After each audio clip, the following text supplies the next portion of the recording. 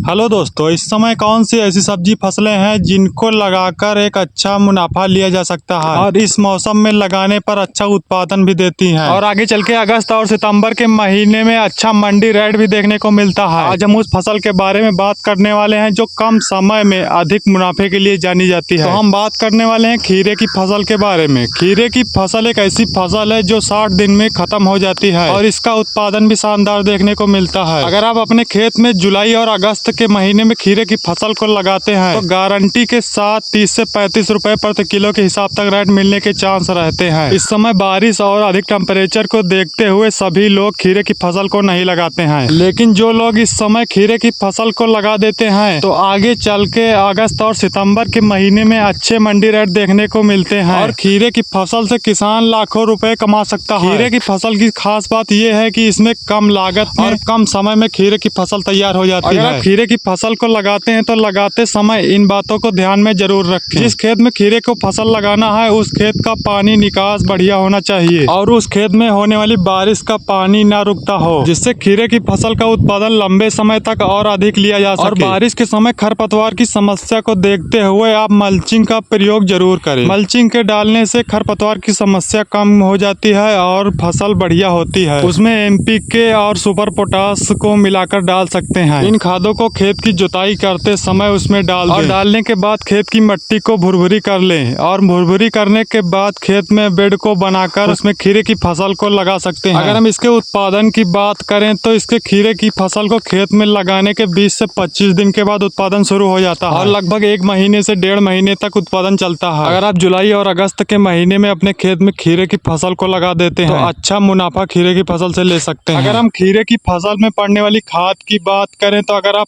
पके हुए गोबर की खाद का प्रयोग करते हैं तो उत्पादन बढ़िया होता है। अगर आपके पास पके हुए गोबर की खाद उपलब्ध नहीं है तो उसमें